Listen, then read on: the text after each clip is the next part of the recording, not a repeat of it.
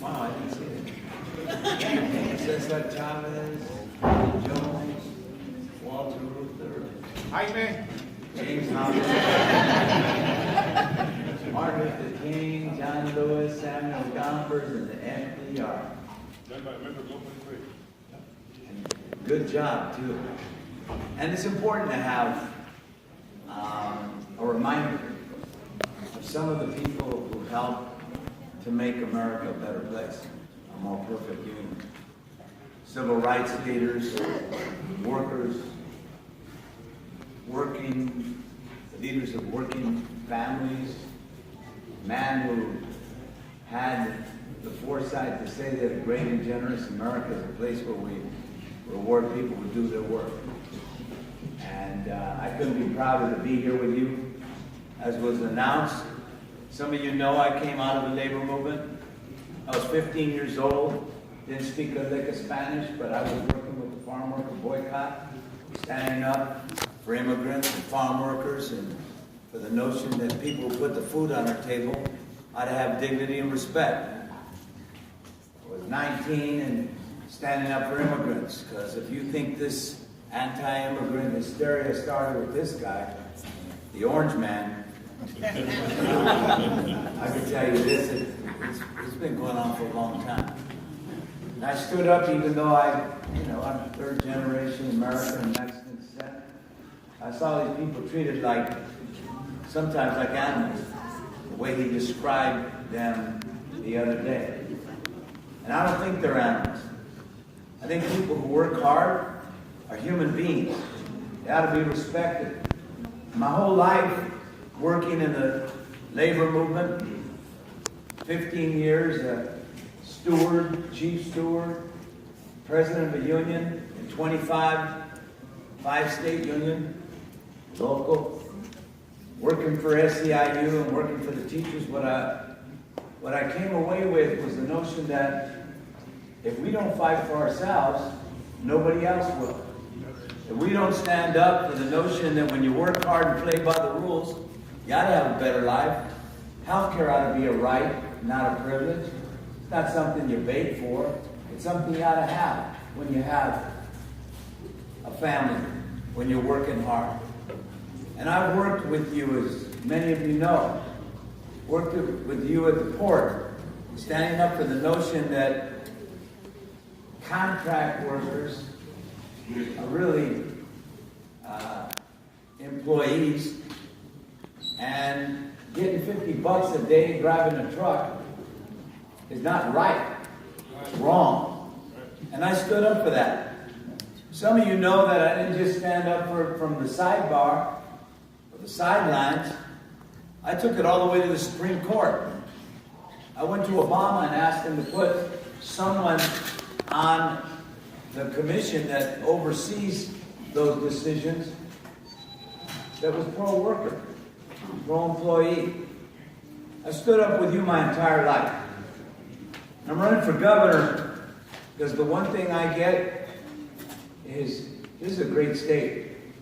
You know, Grandpa came here 100 years ago, came here with a dream. Came with a shirt on his back, couldn't speak a lick of English, but wanted to work, had a dream. Worked in the fields and built a small business. By the 1930s, he lost everything, like so many people, even though he had done well by the late 20s. I tell people we're here on the shoulders of the greatest generation, a generation that gave us the dream, the California dream. But I think anybody living here right now knows this is a high cost of living. It's tough right now to make ends meet. Yes, it is. But living here knows that, it's still a great state, but we need to restore the luster to that dream. The fifth largest economy in the world. Fifth largest economy in the world. An economy the size of Great Britain. With the highest effective poverty rate in the United States of America. A poverty rate akin to Romania. Anybody look to Romania for economic, equality? The fact of the matter is, a lot of people are working hard every day, trying to make ends meet, they're checking all the boxes, they're doing all the right things, and it's a struggle. I think the next governor's got to focus on, and all of us, not just the governor, because nobody does it alone. I'm here asking for your help, and you've endorsed my candidacy. But we need to all understand, we need to do this together. We're sitting in a state, we got more homeless than anywhere in the country. 25% of all the homeless. Not all these people, contrary to what you hear, are lazy. A lot of us are paycheck away from homelessness. People on drugs, yes. It's treated like a public health problem. People mentally ill, let's address that. But a lot of people who just don't have shelter. Standing up for the notion that you work hard and play by the rules, you gotta have dignity and respect. I think all of us believe health care is a right, not a privilege. You shouldn't be paid for health care. And I believe we could do better. It's good, it starts with education. I think you all know you work hard. Every one of you work hard. And I saw a couple of your children out here, and one of them right here. Every one of you work hard so your kid will have a better life. And you know your life is tough, but the dream has always been, my kids will get a good education, and they'll have a better life than me. A more economically secure life. Well, today, only about 83% of the kids are graduating from high school. If you're poor, it's 70%. If you're an English language learner, it's 64%. We've got to fix these schools. We've got to improve the quality of the schools. And we've got to give people a skill. Not everybody's going to college, but everybody can have a skill. And we've got to give them a skill that says, hey, a good middle-class job. So I wanted to come by here, because some of you will watch me from afar.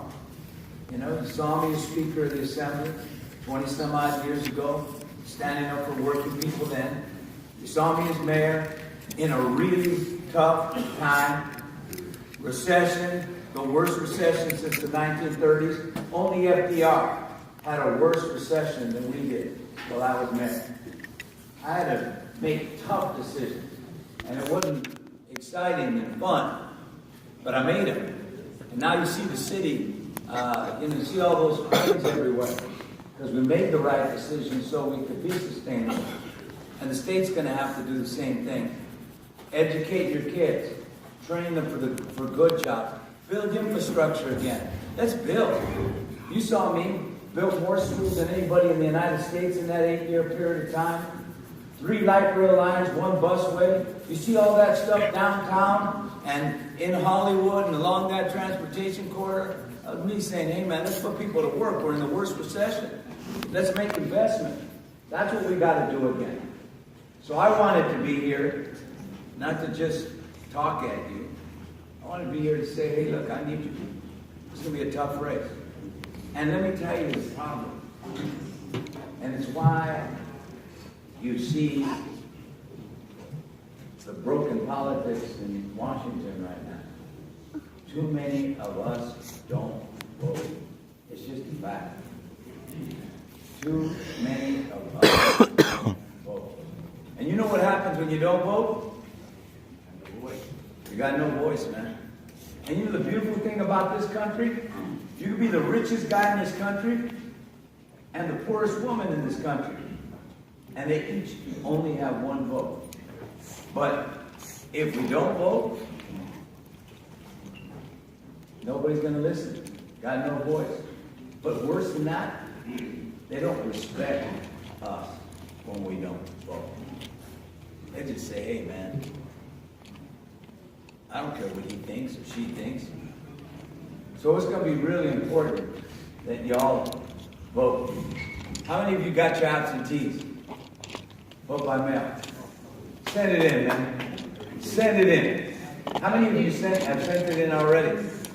Okay, a few. Send it in. You know, if you don't send it in, you're thinking, well, I like to go in person. Guess what happens on election day? Something comes up. You gotta go to the doctor. You're working 2 hours later. Traffic happens. Whatever. You gotta vote by mail. and you gotta vote. So I wanted to come by. I'm going to Covina too to talk to another group of Teamsters. Some of you know we got the Teamsters, the pipe trades, the painters, the carpenters, most of the building trades. We got UFW. We got some great unions with a long history. We're getting behind the campaign, but we're going to need every one of you. Just like you came on a Sunday morning, and it speaks volumes about you coming here on a Sunday morning to a union meeting once a month. You got to show up at that election day. I'm not a perfect guy. I'll make mistakes. You'll disagree with me from time to time, but what you'll see is a guy who shows up all the time. What you see is a guy who rolls up his sleeves and says, you know what, I'm going to go tackle it. What you see is a guy who always stands up for the little guy.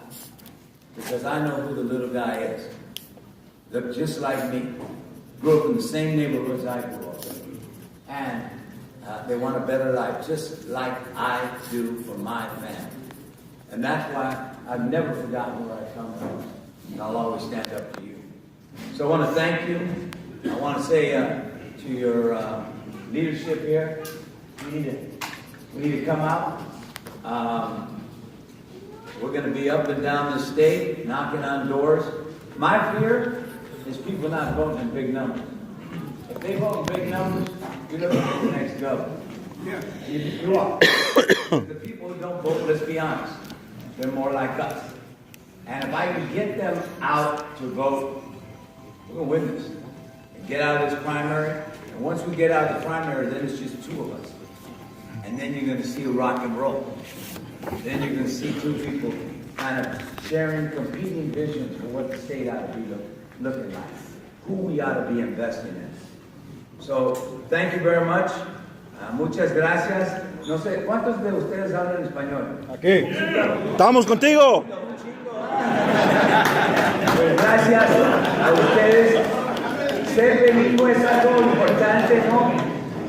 No, thank you all very much, everybody. And it's great to be with you. ¡Se puede! ¡Sí se puede! ¡Sí se puede! ¡Sí se puede! ¡Sí se puede! ¡Sí se puede! ¡Sí se puede! ¡Sí se puede!